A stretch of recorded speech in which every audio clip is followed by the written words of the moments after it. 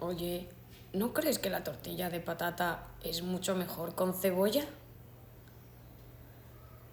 No sé. ¿Qué dices? Sí, no sé.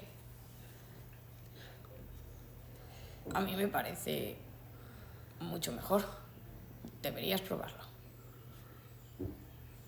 Em, no, la verdad. Es que...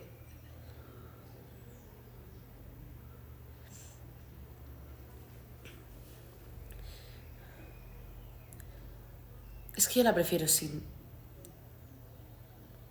cebolla, digo.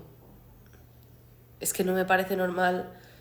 Si en el nombre no pone cebolla, pues no lleva. Es lo que hay. ¿Sabes? Es que... Ya, sí, en eso tienes razón. Pero con cebolla le da mucho más sabor.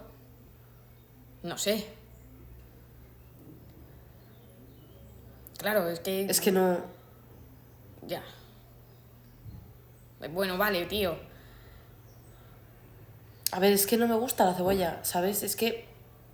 No, sí, ya. Si tienes algo que sí, lo entiendo, lo puedo entender, pero... No sé, yo creo que debería... Bueno, vale, no te pongas así. Ya Es está. que odio que le pongan cebolla, ¿sabes? Porque no tiene sentido, no es natural. La tortilla de patata es sin cebolla. Vale. Y punto. Por amor de Dios, dejar de hacer... Vale.